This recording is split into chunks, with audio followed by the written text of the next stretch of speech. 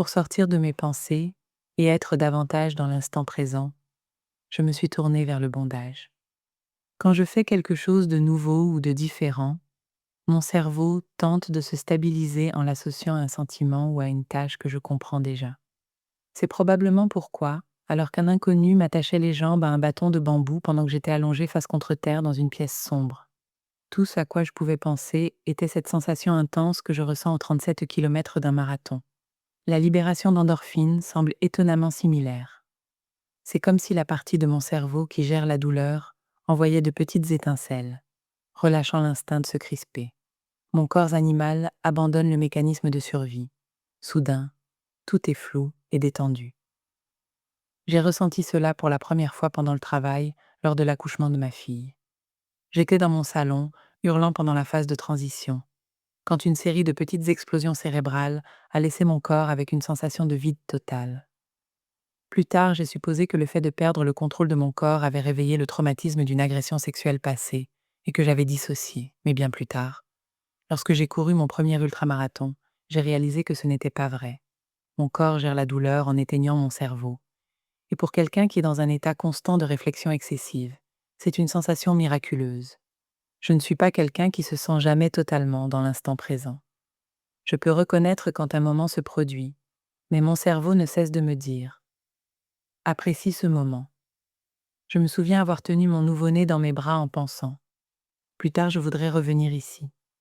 La première fois que j'ai dit je t'aime à mon petit ami, j'ai pensé: photographie la façon dont son menton tremble, alors qu'il me répondait les mêmes mots. Est-ce ainsi pour tout le monde? Les réseaux sociaux nous ont-ils poussés à trop penser à créer du contenu à partir des moments plutôt cul, ou à les vivre? D'après mon expérience, la douleur annule le besoin de contrôler les instants. Elle me permet d'exister simplement en eux.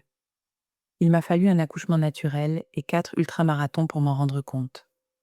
C'est aussi pourquoi j'ai commencé à explorer le BDSM et à essayer de déterminer où se trouvait la limite entre masochiste et accro à l'adrénaline. Quand Peter m'a envoyé un message quelques semaines après mon inscription sur FetLife, un réseau social, où les gens échangent sur les fétichismes, je n'avais aucune idée de ce que signifiait la moitié des termes de son profil. Il était sadique et rigueur, quelqu'un qui tire une gratification sexuelle du fait d'attacher des femmes avec de la corde. Les photos de ses bottoms, les personnes qu'il avait attachées ou fustigées en tant que top, ou sadiques étaient franchement alarmantes. Je ne pensais pas que c'était le genre de douleur que je recherchais. J'appréciais l'absence de pensée liée au fait d'être à ma limite physique, mais je n'étais pas sûre d'être une véritable masochiste. J'y réfléchis pendant des jours avant de répondre. On dirait que vous êtes très doué dans ce que vous faites, ai-je écrit. Mais je pense que ce genre de douleur dépasse un peu mes capacités. Peut-être qu'en étant novice, a-t-il répondu, vous ne réalisez pas que c'est vous qui fixez les paramètres de toutes nos interactions. J'étais intriguée. J'ai lu quelque part que les fantasmes des gens sont un désir de contrôler ce qu'ils craignent. Par exemple, une femme ayant peur d'être agressée sexuellement pourrait organiser un scénario connu sous le nom de non-consentement consensuel, où un partenaire la domine physiquement, mais où elle garde le contrôle tout au long de la scène, après l'avoir méticuleusement planifié, y compris avec un mot de sécurité, safe word, qui mettra fin à l'acte. Ce genre de jeu de rôle peut procurer un sentiment remarquable de puissance et de contrôle. Peter et moi avons convenu de nous retrouver plus tard dans la semaine dans un lieu neutre à Chicago. J'hésitais à aller jusqu'au bout. Je l'avais vérifié autant que possible via son profil, mais j'étais trop nouvelle pour connaître quelqu'un dans la communauté qui puisse se porter garant de lui. Il semblait populaire à en juger par l'activité sur son profil et physiquement imposant, grand et musclé. Nous avons commandé du thé et des beignets végétaliens dans un petit café branché d'un quartier à mi-chemin entre chez nous. Je ne me souviens pas d'un seul mot que nous avons prononcé, seulement du bourdonnement intermittent des alertes sur son téléphone, de l'image de ses mains entourant sa tasse, et d'une œuvre d'art représentant une femme en feu sur le mur. Il m'attirait, et cela suffisait. Dehors, je suis montée dans ma voiture, j'ai activé le partage de ma position, j'ai envoyé un SMS à mon petit ami. Tout va bien, localisation activée, je le suis chez lui, et j'ai suivi la voiture de Peter jusqu'à son domicile. Quand il a ouvert la porte, J'ai été frappée par le fait que je n'avais pas embrassé mes enfants pour leur dire au revoir. Ils étaient joyeusement absorbés par quelque chose quand je suis partie, et j'en avais profité pour m'éclipser discrètement. Quand j'ai essayé de me remémorer leur visage, j'ai vu à la place leur petite tête, joyeusement penchée sur une pile de jouets. Comment expliquer ce qui s'est passé ensuite en tant que femme, et mère de surcroît, sans susciter de jugement? Nous avions tout négocié à l'avance notre mot de sécurité, la manière dont je voulais me sentir lors de cette rencontre. J'avais même colorié un diagramme d'un corps en rouge et vert pour indiquer où il était autorisé à me toucher. L'expérience était conçue pour être sécurisante, clinique. Mais je me suis surprise à me demander qui m'entendrait si je criais. Il m'a conduite dans une pièce et m'a demandé de me tenir sous une grande structure métallique. Il a tourné autour de moi autant pour me mettre mal à l'aise que pour évaluer mon corps. Puis il m'a déshabillée. Dans la vallée aride de la prévisibilité, le chaos du tabou peut sembler si luxuriant. C'était dangereux, ce que nous faisions. En plus de l'infliction intentionnelle de douleur, il pouvait y avoir des accidents. J'ai remarqué une paire de ciseaux d'urgence suspendus à la poutre, au cas où il aurait besoin de retirer la corde en urgence. La peur et l'anticipation de la douleur réduisaient chaque instant à un simple cliché, de sorte que mon souvenir d'avoir été attaché est fragmentaire. Il a fait pivoter mes épaules dans leur articulation et a ramené mes bras derrière moi. L'effet rendait ma respiration difficile. Je sentais une amorce de panique à chaque inspiration.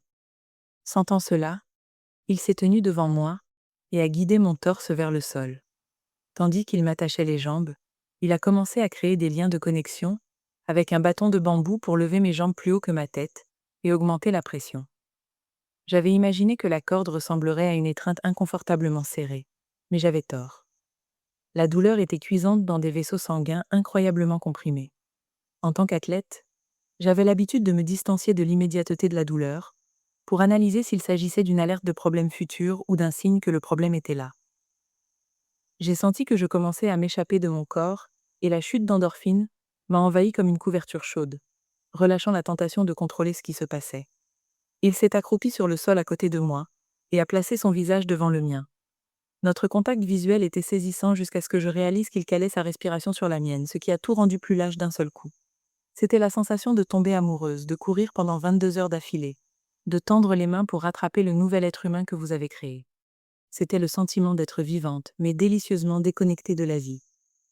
Nous sommes restés allongés sur le sol, nez à nez, jusqu'à ce que l'engourdissement croissant de mes doigts envoie des signaux d'alerte dans mon système circulatoire. Alors qu'il me retournait et commençait à desserrer la corde, j'ai pensé à ce que j'allais prendre pour le dîner. J'avais vu une pancarte dans la vitrine d'une épicerie sur le chemin qui disait poulet frit, 2 accompagnements, 14,99 $, et je n'arrivais pas à décider si c'était une bonne affaire. Il était difficile d'être à nouveau aux commandes, et je voulais que quelqu'un d'autre se charge de planifier les repas et de gérer le budget. Lorsqu'il a relâché les liens, le sang a afflué de mon buste vers mes extrémités et tout mon corps a expiré. Il y a une différence entre le soulagement et le relâchement. Quand j'étais au lycée et que la conseillère d'orientation me faisait sortir de classe pour une thérapie, je lui expliquais cela. L'interruption était un relâchement, mais pas un soulagement. Parfois, le relâchement s'accompagne d'un sentiment d'effroi. Parfois, le soulagement vient du fait d'être contraint. Plus tard, je rentrerai chez moi dans un brouillard et j'oublierai le poulet. Je donnerai le bain à mes enfants. J'embrasserai mon petit ami pour lui dire bonne nuit et je m'allongerai dans le noir, me sentant liée mais pas confinée.